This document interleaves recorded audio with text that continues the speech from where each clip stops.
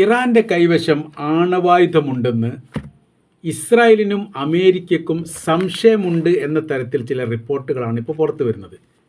സമ്പുഷ്ട യുറേനിയവുമായി ബന്ധപ്പെട്ട കാര്യത്തെക്കുറിച്ച് മാത്രമേ സംസാരിക്കാൻ തെളിവുള്ളൂ എന്നതിനാൽ ആണവായുധവുമായി ബന്ധപ്പെട്ട കാര്യത്തെക്കുറിച്ച് സംസാരിക്കാൻ സാധിക്കുന്നില്ല എന്നാണ് ഈ വിഷയത്തിൽ നിന്ന് മനസ്സിലാക്കാൻ വേണ്ടി പറ്റുന്നത്. സമ്പുഷ്ട യുറേനിയം സമാധാന ആവശ്യത്തിന് വേണ്ടി മാത്രമേ തങ്ങൾ ഉപയോഗിക്കൂ എന്നുള്ളതും അത് തങ്ങളുടെ അവകാശമാണ്, ആ അവകാശത്തിൽ ഇടപെടാൻ വേണ്ടി ഒരാളെയും അനുവദിക്കുകയില്ല എന്നുള്ള ഇറാൻ്റെ നിലപാട് അവർ ആവർത്തിച്ച് തന്നെ പറയുന്നു. എന്നാൽ അങ്ങനെയല്ല സംഭവം. ഇത്ര ധൈര്യപൂർവ്വം അമേരിക്കയെ പോലുള്ള ഒരു രാജ്യത്തിനെതിരെയും ഇസ്രായേലിനെ പോലുള്ള രാജ്യത്തിനെതിരെയും ശക്തമായിരിക്കുന്ന ഒരു യുദ്ധത്തിന് വീണ്ടും വീണ്ടും മുന്നറിയിപ്പ് നൽകി ഭീഷണിപ്പെടുത്തി അതിനുവേണ്ടി നേതൃത്വം നൽകണമെങ്കിൽ പ്രതീക്ഷിക്കുന്ന തരത്തിലല്ല അവരുടെ അവസ്ഥാ സാഹചര്യങ്ങൾ എന്നാണ് വിലയിരുത്തപ്പെടുന്നത്.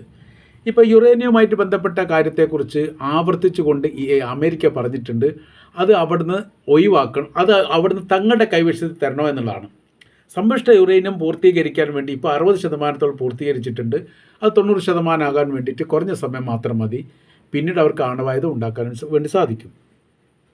എന്നാൽ നിലവിൽ 60% ആണെങ്കിൽ വൈദ്യുതി പോലെയുള്ള സാമൂഹ്യ ആവശ്യത്തിന് വേണ്ടിയിട്ട് ഉപയോഗിക്കാൻ വേണ്ടി അങ്ങനെയും സാധിക്കും. തങ്ങൾ അനുവദിക്കപ്പെട്ട രീതിയിലുള്ള പ്രവൃത്തി മാത്രമേ ചെയ്യൂ എന്ന് പറയുന്നുണ്ടെങ്കിലും അവരുടെ കൈവശത്തിൽ ഇത്ര ശക്തമായിരിക്കുന്ന യുദ്ധത്തിന് തയ്യാറെടുത്തുകൊണ്ട് അവർ മുൻപന്തിൽ നിൽക്കണമെങ്കിൽ ഏതെങ്കിലും തരത്തിൽ ഒരു അനിഷ്ടമായിരിക്കുന്ന സംഭവം ഇസ്രായേലോ അമേരിക്കയോ ഇറാനിൽ നടത്തുകയാണെങ്കിൽ അതിന് തിരിച്ചടിക്കാൻ മാത്രമുള്ള ആയുധ പ്രഹരശേഷി അവരുടെ കൈവശത്തിലുള്ള മിസൈൽ അല്ലാതെ അവരുടെ കൈവശത്തിലുണ്ട്. അത് ആണവായുധമാണ് എന്ന് സംശയിക്കുന്നു എന്ന് ചുരുക്കം.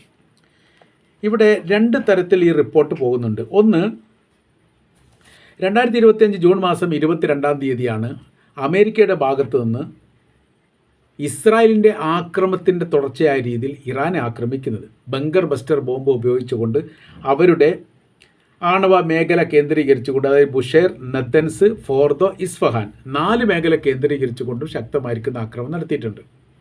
ഈ ആക്രമണത്തിൽ അവരുടെ ഫോർദോ പോലുള്ള ആണവ നിലയം അപ്പാടെ തന്നെ നിലം പൊത്തിയിട്ടുണ്ട്. ആ നിലം പൊത്തിയിരിക്കുന്ന ആണവ കേന്ദ്രത്തിൻ്റെ അല്ലെങ്കിൽ നിർമ്മാണ കേന്ദ്രത്തിൻ്റെ അടിഭാഗത്താണ് യഥാർത്ഥത്തിൽ അവരുടെ സമ്പുഷ്ട യുറേനിയം ഉള്ളത് എന്ന് ഇറാൻ പറയുകയും ചെയ്യുന്നു. ഇവിടെ അതിൻ്റെ വിഷയം വരുന്നത്. അപ്പോൾ 2 തരത്തിൽ ഇതിനെ വ്യാഖ്യാനിക്കാൻ വേണ്ടി പറ്റും. അതായത് ഇറാൻ തന്ത്രപരമായിരിക്കുന്ന ചില നീക്കുപോക്കുകൾ എടുക്കുന്നുണ്ട് എന്നുള്ളത്. ഏറ്റവും ഒടുവിൽ ഇപ്പോൾ യുറേനിയം സമ്പുഷ്ടീകരണം മറ്റ് രാജ്യത്തിൻ്റെ കൈവശത്തിലേക്ക് മാറുന്നതിന് തങ്ങൾക്ക് വിരോധമില്ല എന്ന് പറയുകയാണെങ്കിൽ റഷ്യക്കാണ് കൊടുക്കുക. റഷ്യക്ക് കൊടുക്കണമെങ്കിൽ എന്ത് ചെയ്യണം? ഈ നത്തൻസ് അതല്ലെങ്കിൽ ഫോർദോ അല്ലെ ഇസ്ഫഹാൻ പോലെയുള്ള തകർക്കപ്പെട്ട ആണവ റിയാക്ടറിൻ്റെ മേഖല എന്ത് ചെയ്യണം? അത് നീക്കം ചെയ്യണം. നീക്കം ചെയ്യാൻ തന്നെ സമയങ്ങളെടുക്കും, അത് ഒരുപക്ഷെ മാസങ്ങളെടുക്കും എന്നൊക്കെയാണ് പറയുന്നത്. അപ്പോൾ അത്രയ്ക്ക് കണിശമായിരിക്കുന്ന വളരെ സുതാര്യമായ രീതിയിൽ വളരെ ശ്രദ്ധയോടുകൂടി കൈകാര്യം ചെയ്യേണ്ടതാണ്. കാര്യം അതിൻ്റെ അടിഭാഗത്ത് സമ്പുഷ്ട യുറേനിയം ഉണ്ട്. യുറേനിയം ഉണ്ടാകുന്ന സമയത്ത് അതിൽ ഏതെങ്കിലും തരത്തിൽ അപകടകരമായിരിക്കുന്ന വിഷയം ഉണ്ടായാൽ വലിയ രീതിയിലെ അപകടം അതുണ്ടാവും, വലിയ മരണങ്ങളൊക്കെ റിപ്പോർട്ട് ചെയ്യും. അതുകൊണ്ട് വളരെ എളുപ്പത്തിൽ സൂക്ഷ്മതയോടുകൂടി കൈകാര്യം ചെയ്യാൻ വേണ്ടിയിട്ട് ചെയ്തെങ്കിൽ മാത്രമേ ഇതിനെ പുറത്തെടുക്കാൻ വേണ്ടി സാധിക്കൂ. അതിന് ഈ വരുന്ന റിപ്പോർട്ട് എന്ന് പറഞ്ഞാൽ ഈ സമ്പുഷ്ട യുറേനിയം ഈ മേഖലയിൽ നിന്ന് ഏറെക്കുറെ മാറ്റപ്പെട്ടിട്ടുണ്ട് എന്നുള്ളതാണ്. ഒരു പക്ഷേ അതവർ നീക്കം ചെയ്തിട്ടുണ്ടാവാം. സാറ്റലൈറ്റ് ചിത്രങ്ങൾ നിരീക്ഷിക്കുന്ന സമയത്ത് ഇതൊന്നും കാണാൻ വേണ്ടി സാധിക്കുന്നില്ല.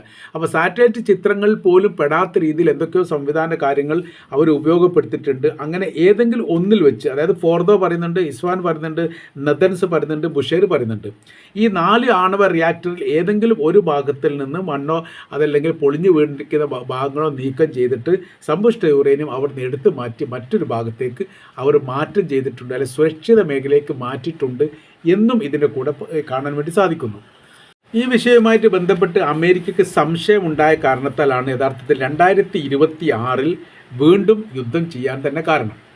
2025 തുടർച്ച തന്നെയാണ് 2026 യുദ്ധവും.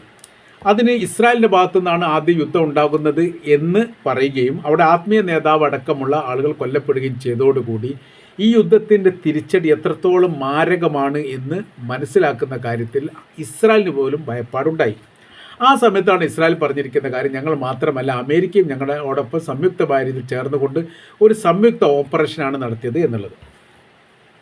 ആ ആക്രമണം നടത്തിയോടനുബന്ധിച്ച് തന്നെ ബുഷേർ ആണവ നിലയത്തിന് നേരെയും ഇസ്ഫഹാന് നേരെയും അമേരിക്കയും ഇസ്രായേലും അന്നത്തെ ദിവസം തന്നെ ആക്രമണം നടത്തിയിട്ടുണ്ട്. അതിൻ്റെ അർത്ഥം ഒന്നുകിൽ അത് അവിടുന്ന് ഈ സമ്പുഷ്ട യുറേനിയവുമായിട്ട് ബന്ധപ്പെട്ടത് നീക്കം ചെയ്തിട്ടില്ല, അതല്ല നീക്കം ചെയ്തിട്ടുണ്ടെങ്കിൽ അതിൻ്റെ പ്രതികരണം ഇറാൻ്റെ ഭാഗത്തുനിന്നുണ്ടാവും. അവർക്ക് ഒരു കൃത്യമായിരിക്കുന്ന വിവരം കിട്ടിയിട്ടില്ല.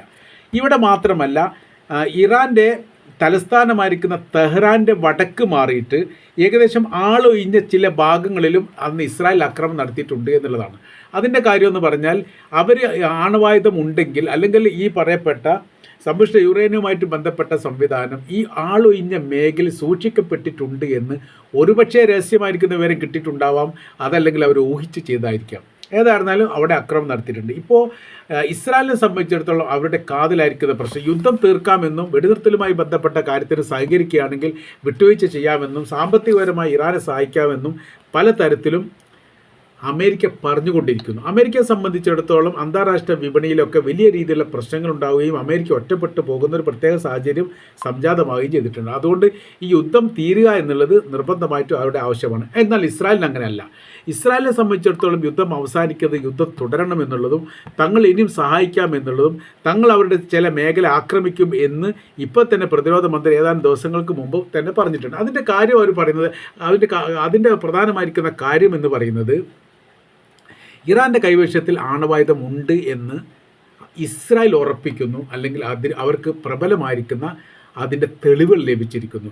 കാര്യം ഇറാൻ്റെ കൈവശത്തിൽ ആണവായുധമല്ല, എന്തൊരു ആയുധ സംവിധാനം ഉണ്ടെങ്കിലും അത് ലക്ഷ്യമാക്കുന്ന ഇസ്രായേലിനാണ് എന്നുള്ള അവർക്കറിയാം. ഇറാനെ സംബന്ധിച്ചിടത്തോളം ഈ മേഖല കേന്ദ്രീകരിച്ചുകൊണ്ട്, ഇസ്രായേലിൻ്റെ മേഖല കേന്ദ്രീകരിച്ചുകൊണ്ട് ആക്രമിക്കുക എന്ന് പറഞ്ഞാൽ അവരെ സംബന്ധിച്ചിടത്തോളം സിമ്പിളാണ്, അവർക്കത് പ്രശ്ന കാര്യങ്ങളൊന്നുമില്ല. ഈ തരത്തിലാണ് ഇതിൻ്റെ അവസ്ഥാ സാഹചര്യങ്ങളും സ്ഥിതികളും ഇപ്പോൾ പോയിക്കൊണ്ടിരിക്കുന്നത്. അപ്പോൾ ഏത് തരത്തിൽ ഇത് അവസാനിപ്പിക്കണം എന്നതിനെക്കുറിച്ച് ഇസ്രായേലിന് വലിയ രീതിയിലുള്ള ആകാംക്ഷയുണ്ട്. എങ്ങനെയൊക്കെയാണ് എന്നുള്ളത് കൃത്യമായി റൂട്ട് പറയാൻ അവർക്ക് സാധിക്കുന്നില്ല. ഈ അമേരിക്കയെ സംബന്ധിച്ചിടത്തോളം ലോക വിപണി ആകെ മാറി മറിഞ്ഞിരിക്കുന്നു. അവർക്കൊന്നും പിടിച്ചു നിൽക്കാൻ പറ്റാത്ത സാഹചര്യങ്ങൾ ഉണ്ടാകുന്നു. എങ്ങനെ ചെയ്യണം, ഏത് രീതിയിൽ നീങ്ങണം എന്ന് അവർക്ക് യഥാർത്ഥത്തിൽ അറിയില്ല. ആ തരത്തിലാണ് അവിടെ സ്ഥിതി. കാരണം ലോകത്ത് മുഴുവൻ ഒറ്റപ്പെട്ടു പോകുന്നു. യൂറോപ്യൻ രാജ്യങ്ങൾ പോലും അമേരിക്ക സഹായിക്കാൻ തയ്യാറില്ലെന്നും ഞങ്ങൾക്ക് അതിനുള്ള താല്പര്യമില്ലെന്നും തുറന്നു പറയണമെങ്കിൽ അവിടെ അവസ്ഥാസ്ഥിതികൾ ദയനീയമാണ് എന്ന കാര്യത്തിൽ യാതൊരു സംശയമില്ല.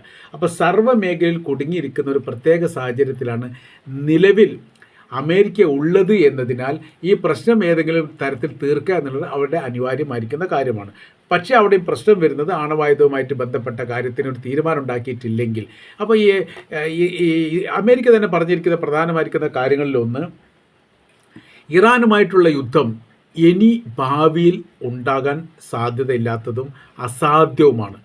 കാര്യമെന്ന് പറഞ്ഞാൽ യുദ്ധത്തിൽ പരാജയപ്പെട്ട ഒരു രാജ്യവുമായിട്ട് പിന്നീട് രണ്ടാം ഘട്ടത്തിൽ യുദ്ധം ചെയ്യുക എന്നുള്ളത് ഈ അമേരിക്കയുടെ ചരിത്രത്തിൽ ഇല്ലാത്ത സംഭവമാണ്.